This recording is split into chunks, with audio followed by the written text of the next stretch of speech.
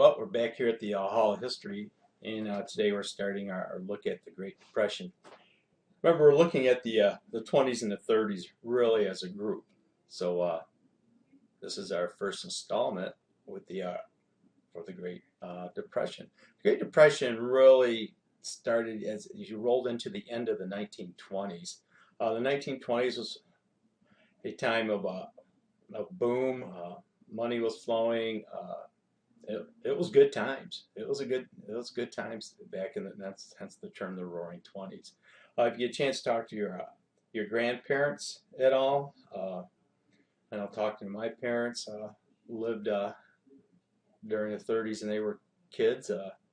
People didn't have much, and we're gonna take a look at this. So if you get a chance to talk to your grandparents and see what they had to say about living in the 30s.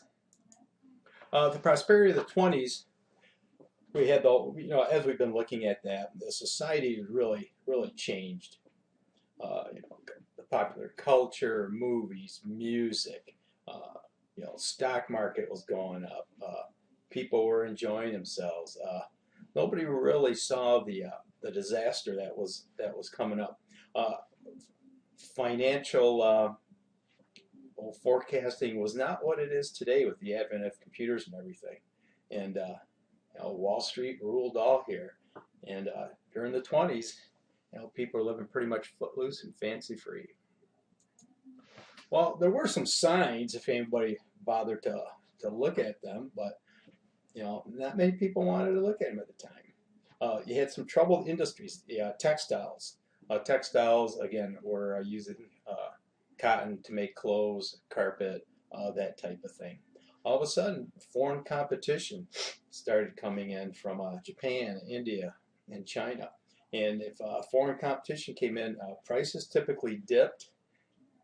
Therefore, if prices dipped, companies may lay off workers or they may reduce their wages. And this does sound somewhat familiar of this. If you look in times now in the last few years, especially in the automobile industry. And if you start thinking about this whole idea of your wages getting cut or the hours you work getting cut, how would you feel? Nowadays, we talk about outsourcing, especially parts all around the globe and bringing them back to the United States to build the products. This whole idea of globalization, it's a world market now.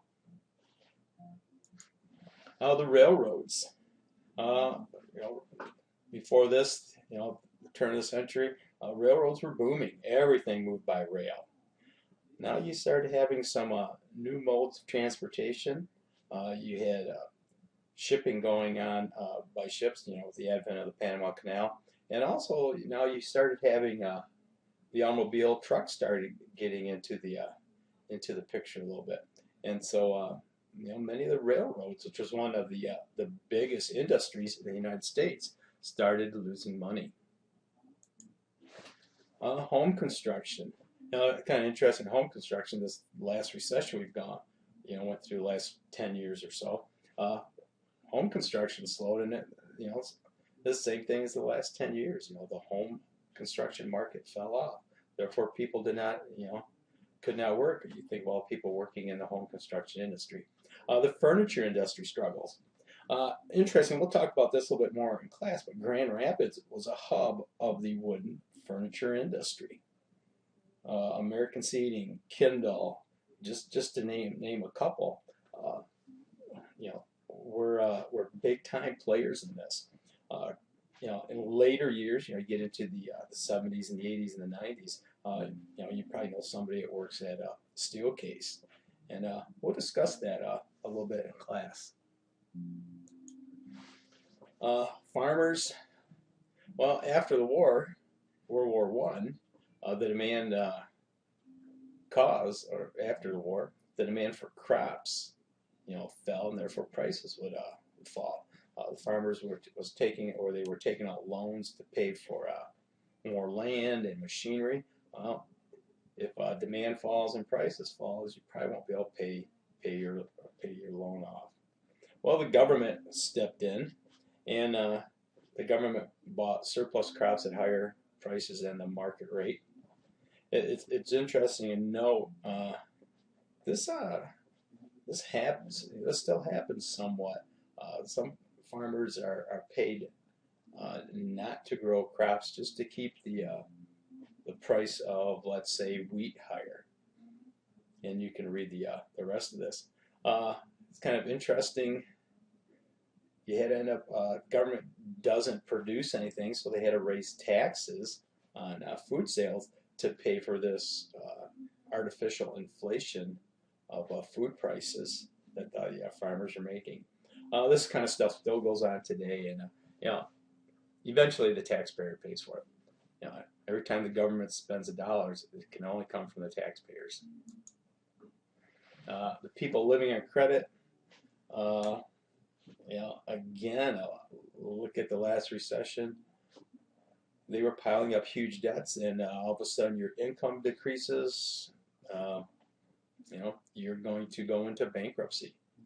Nothing new back then. It hasn't been happening now.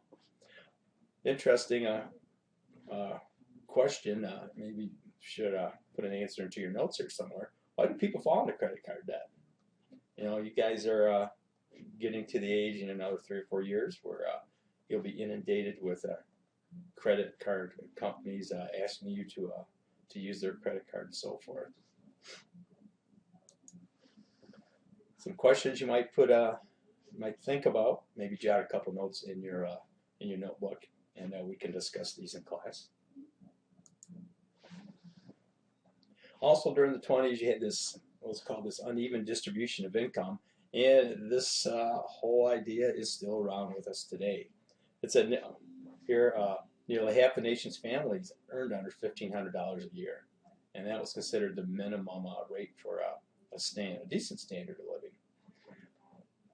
The richest Americans in the 20s saw their income rise by 75%, and the wealthiest 1% rose by 75%.